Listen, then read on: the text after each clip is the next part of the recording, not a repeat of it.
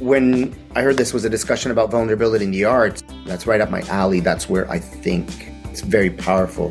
The more you open up on stage and really interact with people.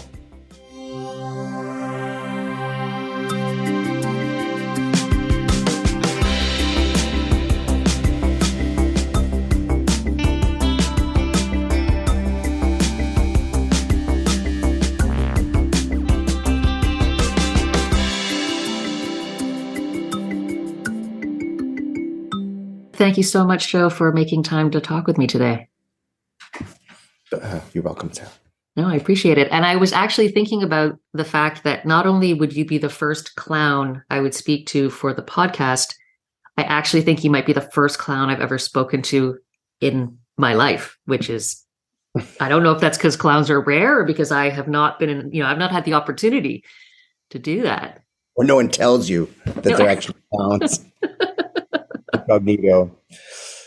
Yeah. Well, how's it feel so far? No. It's very funny. Very, very funny. I've had that happen too, where I was in a, taxi going to an airport and the driver wants to make small talk and I'm tired and eventually draws out of me, well, what do you do for a living? Which I don't go around announcing that everywhere. And then I say, well, I'm in a circus show. And they say, what part of the circus show? Well, I'm the actor, entertainer part. What do you mean? And then finally it comes out like, well, the humor, I'm the clown. Oh, you're not very funny so far. So it's. People expect you to be on all the time. Yeah, well, there's a lot of preconceptions about what clowns are like.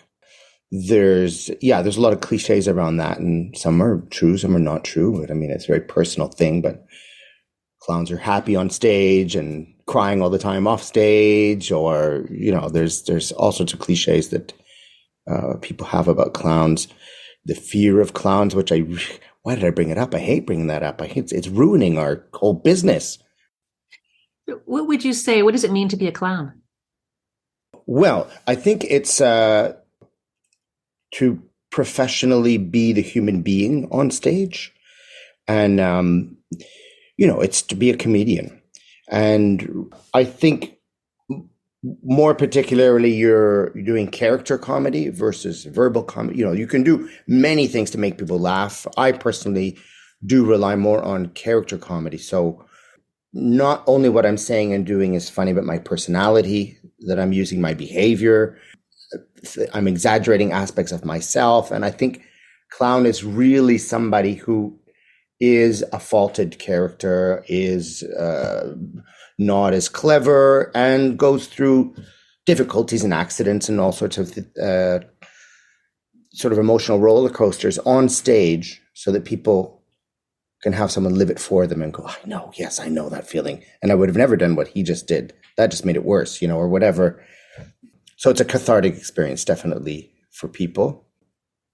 There's a long history behind clowning as well, but just in humor. But in circus, in traditional circus anyway, you have a whole league of superheroes that are just death-defying trapeze artists, and they're thrilling the audience who are gasping for air, like, and then in walks the human being who is the clown, who's they're not necessarily waiting for that to watch what that clown does, but figure out who they are. So. Don't know if I might be misremembering. I'm trying to think of, for some reason in my head, I was thinking of Puck from Midsummer Night's Dream. Isn't Puck one of those characters who also relieves the tension? So when all of these very dramatic things are happening, that character comes in and through physical comedy or things that they say just helps everybody kind of decompress, laugh and decompress.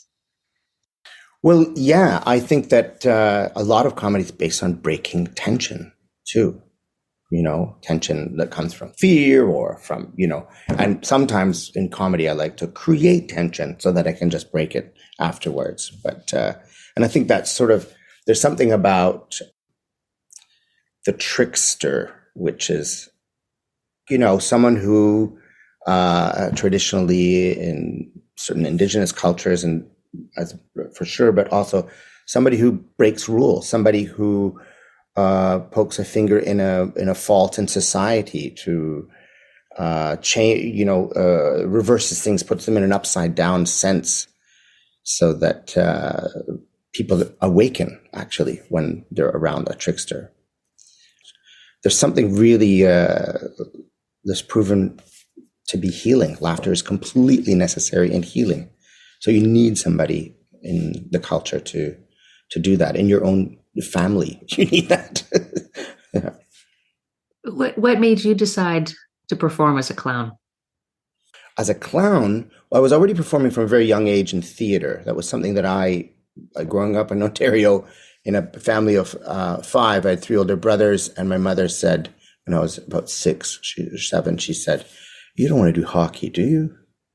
And I'm a very small person, and I was like, "Yeah, no, I don't think I want to do hockey." And she said, "What about theater? You seem to like doing theater and making sketches and stuff." And that's where it kind of all started. And I did my first class at 9 years old, and I left that class and I said to my mother, "This is it. This is what I want to do." And I just knew that's for me and this is it. When I touched on clowning was when I was about in my late 20s. It's not always easy to get work, especially in acting. You're auditioning constantly and you're constantly being evaluated, and when I wasn't working, I was writing sketches and mounting my own productions, and it was a lot of comedy and cabaret. And then I saw an ad in the paper for Cirque du Soleil saying, "We're looking for characters who are short, fat, skinny, exaggerated looks." And I was like, "Okay, well, I'll apply. I want why not run away with the circus kind of thing?" And I applied, and then I got an audition, and then the callback for that, like, sort of group audition, the callback was with a clown director named Michel Dallaire, who is a teacher and a director from Montreal, but was living in France at the time. And he gave a 4-day clown workshop and said, "This is also something for you to learn, but the casting of Cirque du Soleil will watch." And so there was this possibility of being selected for a job, and it was transformative for me. That those 4 days, and on the second day, I was like, "I don't care if I get the job. This is it. This is what I've been waiting for. This is what I want to do." He was requiring me to be up to my full potential. Anytime I would do something funny, he would say, "That's it." It was 14 seconds long. I mean, you have 10 minutes, 15 minutes if you want, go for it. And he would just push and push and push for me to continue and just open and be more and more generous. And he was also the first person who was honest. If it wasn't working, he'd tell you, "You're not listening, you're not doing this." And he had a soft kind of leather hat, and he'd hit you with it. And I was just amazed. I said, "Well, this person doesn't hit me in front of everybody, but," and now I'm completely unarmed and vulnerable and funnier than I've ever been. And he's asking me to stay there and report from there now. And it was just such a thrill, and it really aligned all of my tastes.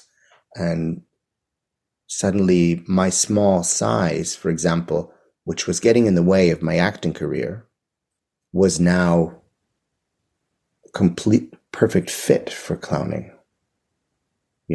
Not that I walk around conscious of it. I barely am conscious of it, in fact, but it just suddenly was like, oh, all my physical humor makes sense now. I look funny. You look funny because you perform in a way that is actually hilarious. When I watched your video, Placebo, I was laughing out loud. I couldn't help myself. It's just, in a way, when it starts out and you're like, and I can hear little kids laughing in the audience. And then I started laughing. I'm like, am I supposed to be laughing? Because I'm supposed to be an adult. These kids are laughing. And I'm like, no, this is actually really funny. Well,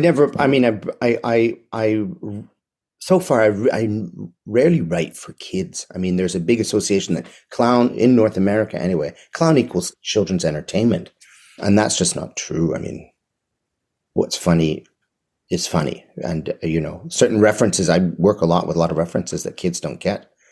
you know. But I think I'm proud of there's a universality of my performances just in my character and who I am that everybody enjoys, which is really a real pleasure.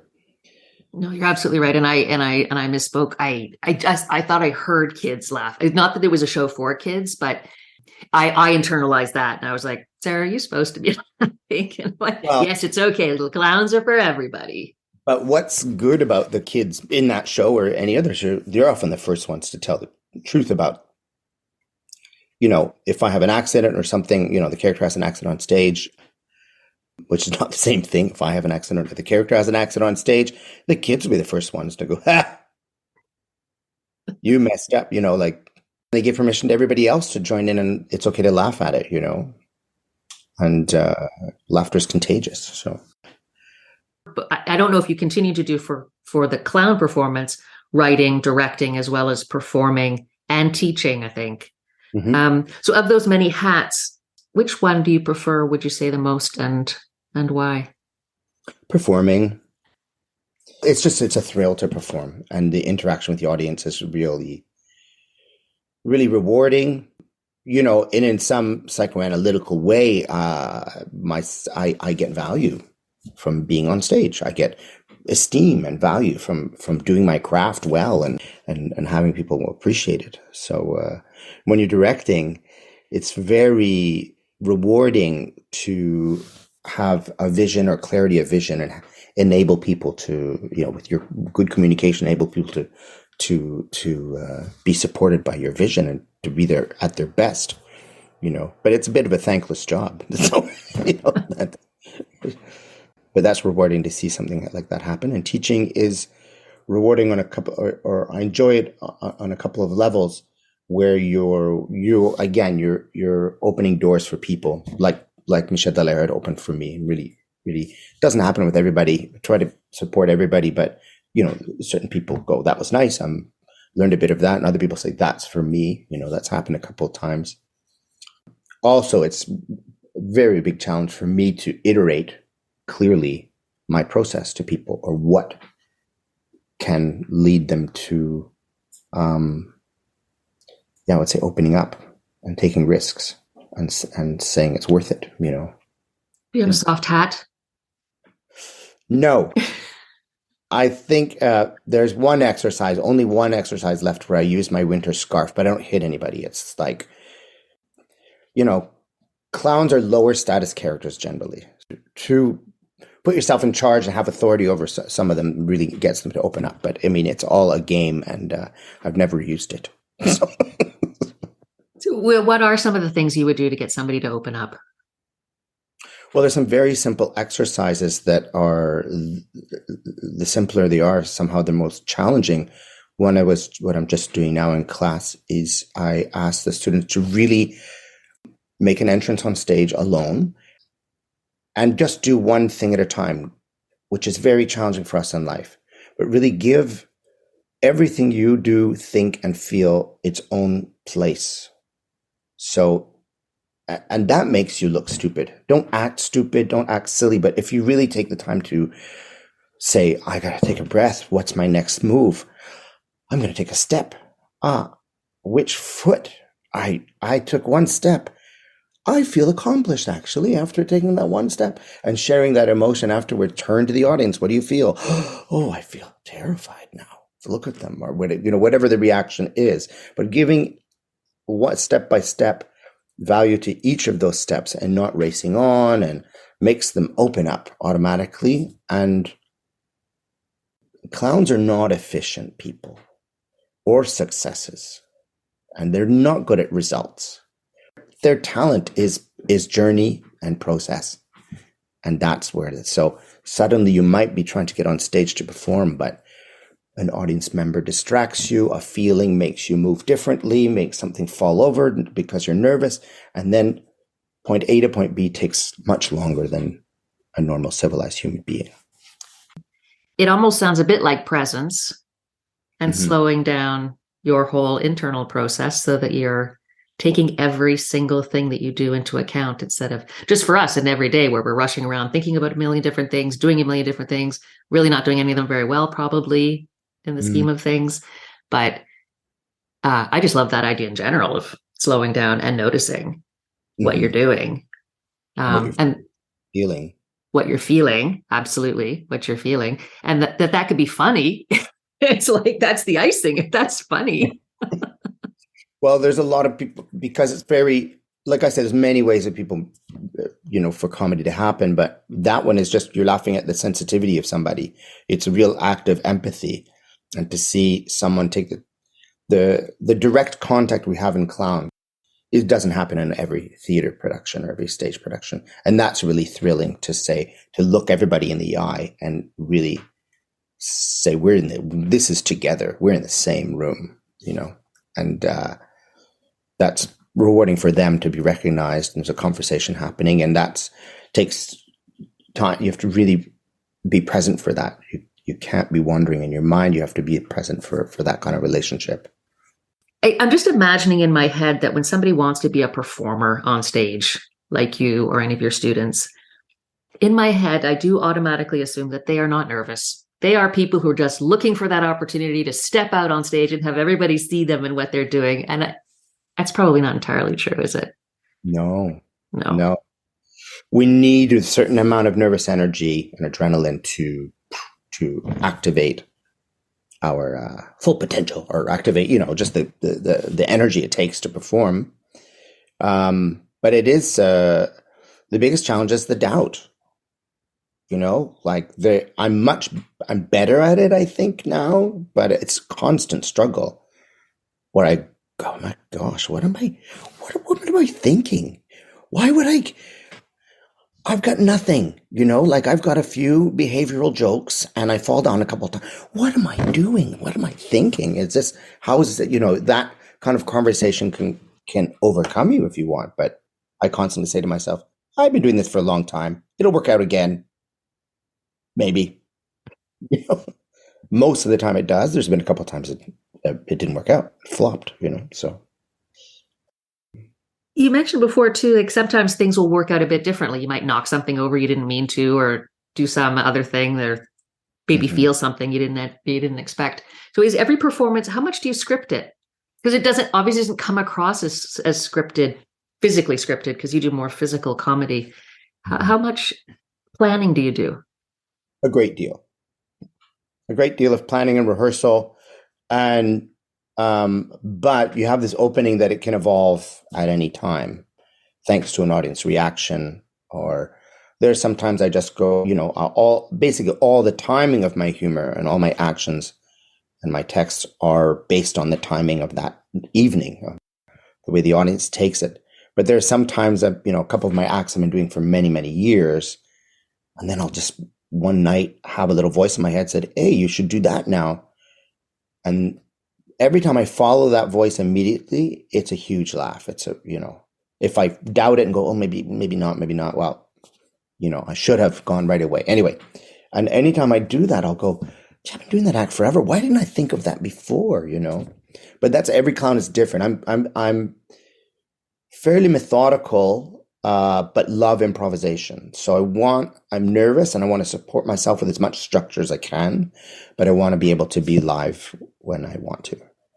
And That's a theme that's come up a bit for artists working in different fields, but that idea of there's the structured part that you've planned, and then there's the emergent part that you have to be open to, and balancing that I find super interesting, because I would want a lot of structure so I felt anchored in something.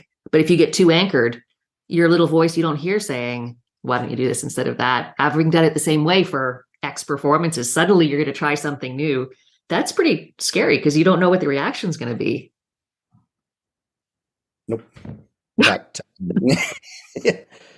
but I think it's also the more, if I'm relying only on the mechanics of the structure, I'm not alive on stage. So it's really, you have these points to follow, but in between you're present and alive in the present moment with the people. So, sometimes I can elongate a moment, an emotional moment. I can elongate nervousness or whatever it is because there's more laughter. So I'm encouraged to go longer, but I know at the end of that, I'm going to go to, I may have strayed, but I know where I'm going next. So I know clowns who improvise entirely. I don't know. I should try it one time, but yeah. I'm taking this intro level course on how to write a solo show, perform a solo show. And so we were watching some clips and they were talking about fully scripted versus fully improvised. And, people who walk out on stage with just a couple of notes, or even who sort of scramble the notes and throw them up and pick them up in a different order and perform like that. And I was just, there's no way. Like, that's terrifying to me. Some balance between structure and openness, I think, is very interesting. Yeah. And the interaction that I get with the audience too, there's a lot of pieces I do where I get an audience member up on stage with me to do stuff with me. And at first it was very nerve-wracking because they're not doing what I need them to do. And then I realized one day I got upset at them and was like, bah, bah, bah, and I opened the door to a whole bunch of comedy. And I realized, like, any problem they throw is gold because the audience sits there and goes, this has never happened before. This is so live and so that's a switch in my psychology. That was like, letting go is actually pretty rewarding. So we've sort of been talking around it, but I'm curious to know how you would describe the feeling of vulnerability and what it means to you. Well, I'm learning more all the time about it, and especially from my students in some way, because I'm watching and asking them to be vulnerable. It's extremely, on stage anyway, it's extremely engaging. It's the engaging thing. It's someone taking the courage to be open and honest in front of you is undeniably engaging, I believe. And I believe always pays off. That presence you're talking about, you mentioned, I think that openness in front of an audience makes the smallest thing meaningful and powerful. Anytime there's like step towards the fire, it will pay off anytime. That's what I tell my students. And then I need to tell myself, and I'm very open with my students. I say, what I'm asking is challenging and it's uncomfortable. But also, if you allow yourself to be vulnerable, you're allowing yourself to share who you are. You share a little more about yourself, more and more about yourself. And then you're basically sharing your point of view and your opinion. And you're forcing yourself to listen to what you really think and feel. And I think that counts, because then you have to, that's your voice as an artist that comes out. That's my theory anyway. I have two questions around that now. One is, do you think there's a difference so when the performer is open and the audience can see that, is that more powerful live in person than in like on a video or on a screen? Because I just like the audience can feel that, and they know as human beings what it would take to be up on stage and put themselves in that vulnerable position. Would you say that live is a more powerful experience even for the audience? I think it's a different medium. That's all. Live is I adore it because it happens in the present moment and you get the reaction immediately from the people, and it's just a very different task on film or for the screen if your audience is not there with you. But the vulnerability is the same, and even a little bit more so because a camera can get very close, and the challenge is to just really not hide anything, not to hide anything. Right. Mm-hmm. Okay, so that was question number one. Question number two was, you just talked about what you reveal about, or what a performer reveals about themselves while they're on stage. What specifically do you think you reveal about yourself in your performances? I would say a few things. I struggle with confidence. I mean, everybody struggles with confidence, and the paradox is, there I am out on stage, And I'm actually very comfortable on stage in general. It's, but I started to write stories and portray a little bit of that aspect of me.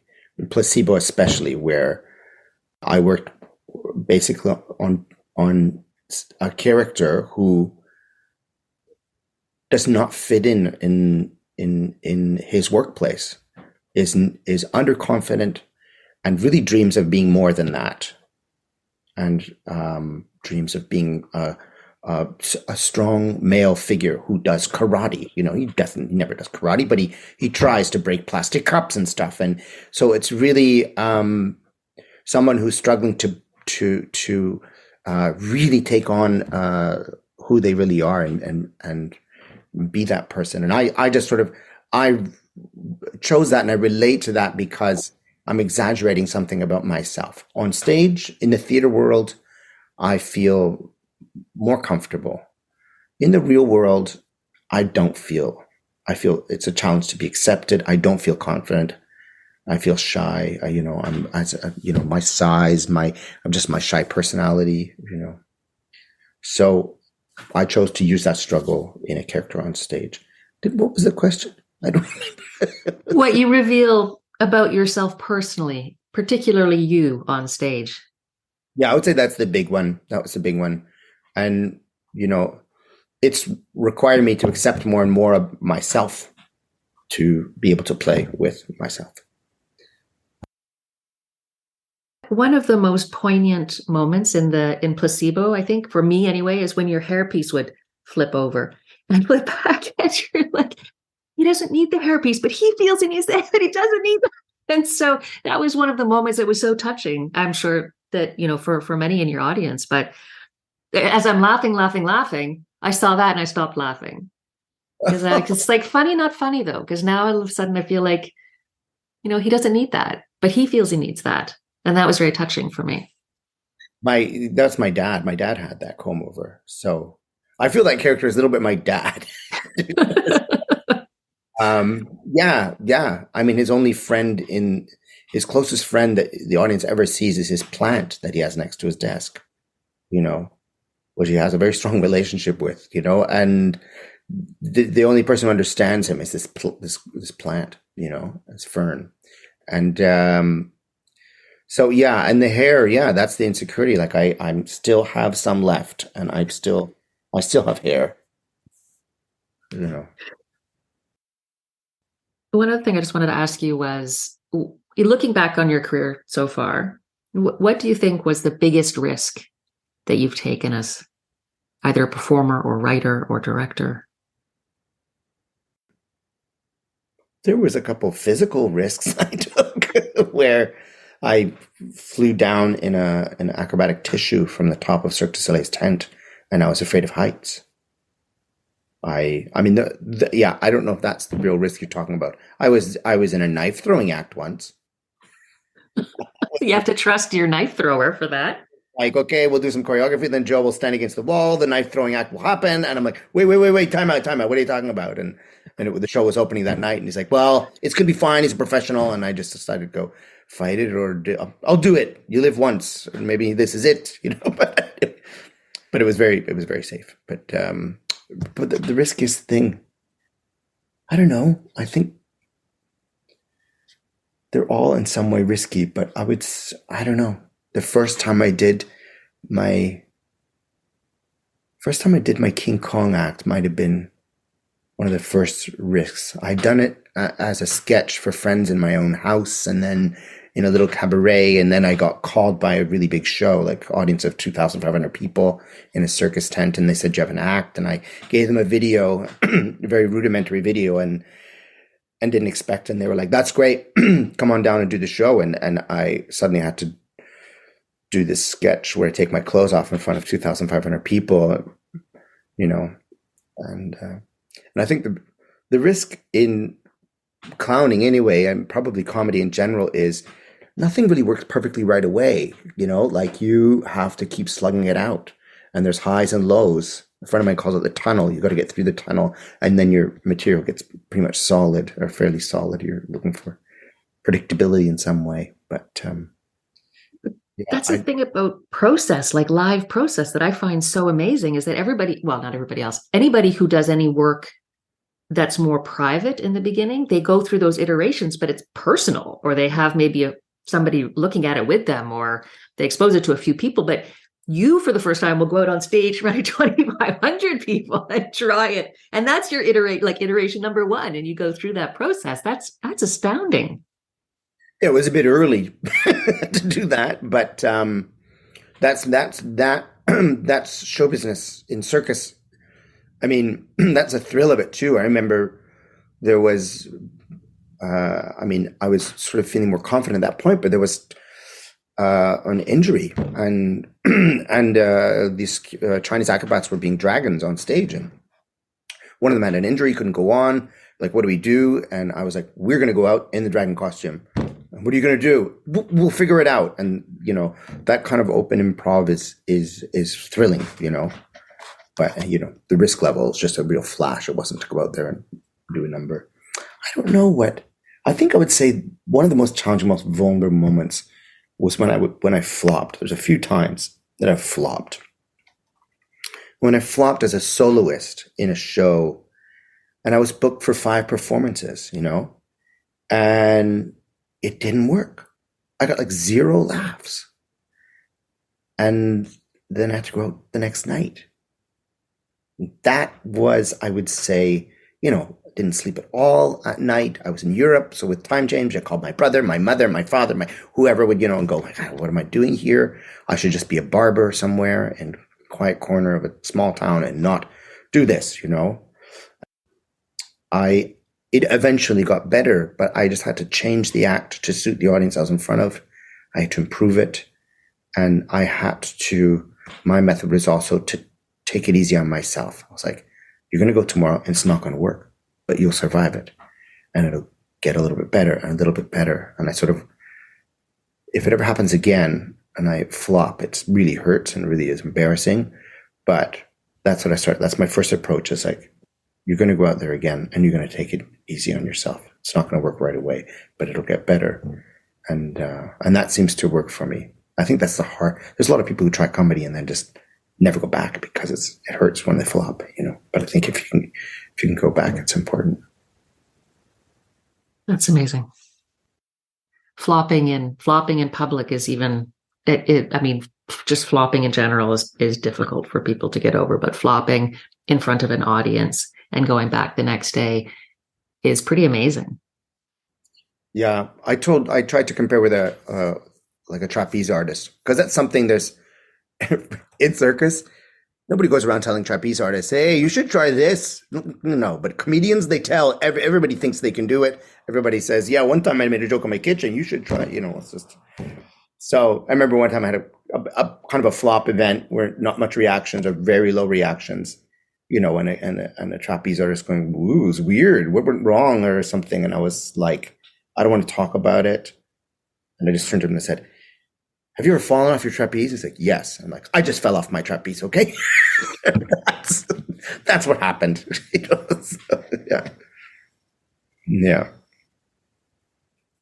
But yeah, and only in hindsight do you look back and go, I realize how valuable those experiences are, because I really had to go to another place inside me to continue and reach for other level of creativity in some way,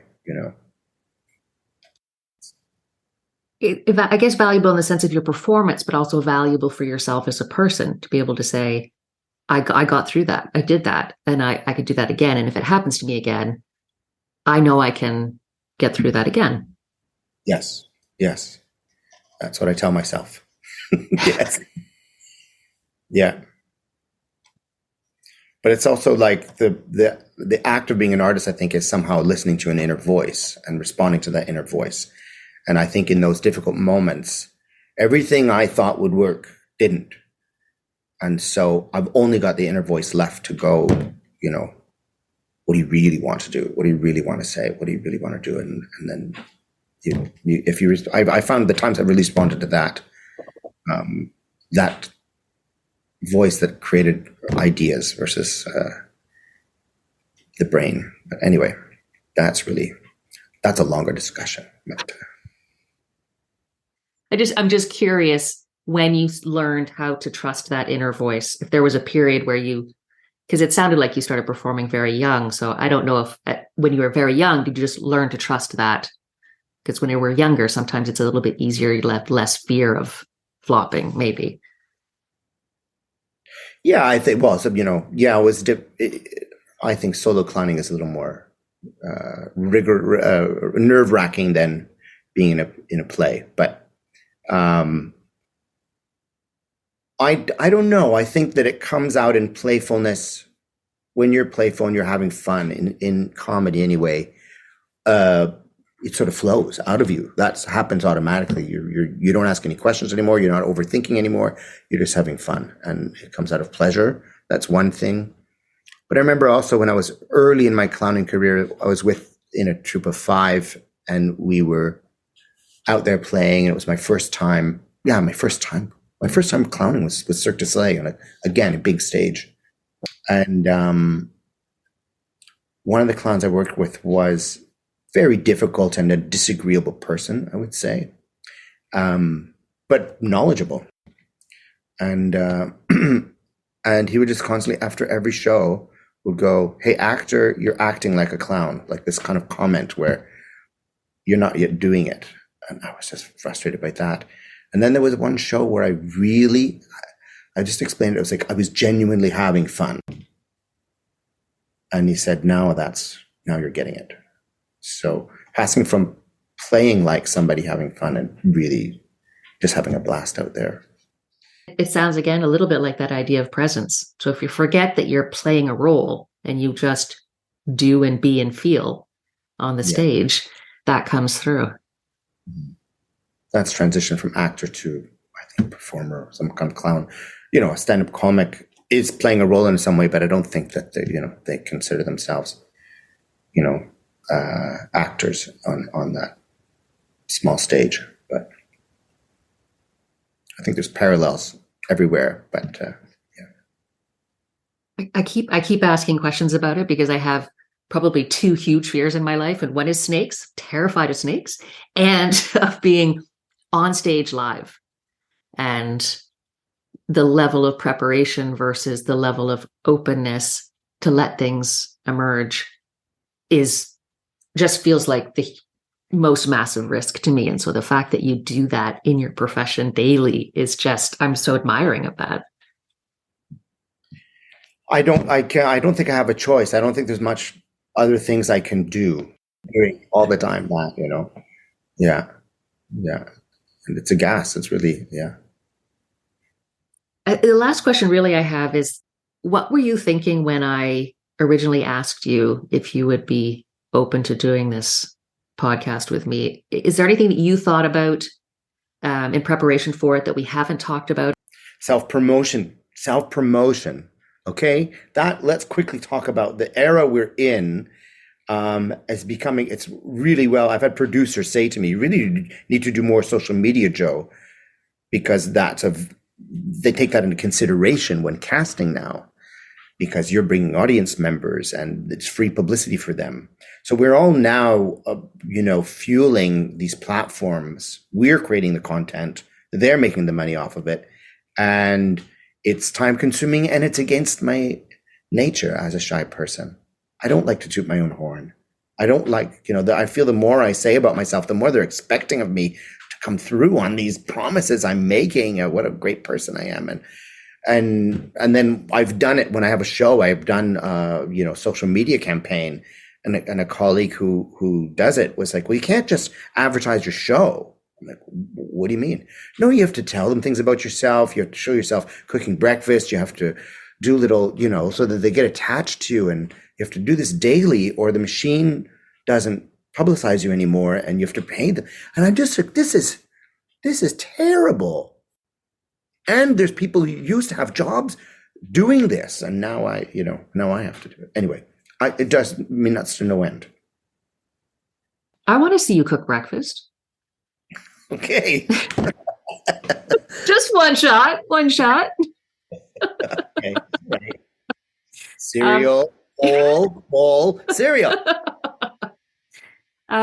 Because as ugly as it all is, and I agree with you, And as painful as it can be to do that, there is something kind of humanizing about it. So when you do see somebody that you admire or somebody that you are interested in sharing some piece of their life with you and a billion other people, but it's fine. It's like, I'm flipping through my phone and I'm seeing these things. It does give me a little warm feeling of like, oh, that's cool. Joe's making breakfast. He showed me his breakfast. Like, that's kind of cool. Okay. Well, you've encouraged me today. Wonderful. It doesn't have to be breakfast. You do whatever you want. But I do think it's, I think there's still an opportunity. Well, I have no idea I'm making this up, but still an opportunity to make social media personal. And I do also just weirdly have that feeling coming out of COVID. I think that there's a little bit of momentum around just saying no to all the artificial marketing stupidities that we're exposed to. I think people are starting to get a bit fed up. And so the problem is, of course, that the platforms own your content and can take it away at any time and have rights to it and all kinds of weird stuff. But I think like the democratization or the grassroots ownership of some of these platforms would be really cool, to explore. And then they become what they could, like they have the highest potential for being, which is to really connect us all together. And some people who are like way up here kind of brings people together a little bit closer, I think, gives us access to each other. But Access. I'm a bit of an idealist, so I don't see that could happen. It comes down to my shyness too. That's just like I'll consult and I'll see someone and I try to make a comment and I go, no, I might sound stupid if I say that, and I won't comment, and I don't know. There's just and that's me. It's putting a finger on something, some shyness that I have. But that's the cutest thing because you go on stage in front of thousands of people and perform and like and personally you're shy to put a comment. Yes, I know. I know. That's great. That contradiction is beautiful. I love that. Joe, that was fantastic. Thank you so much. You're welcome. Nice talking to you. Maybe I'll see you in Ontario sometime.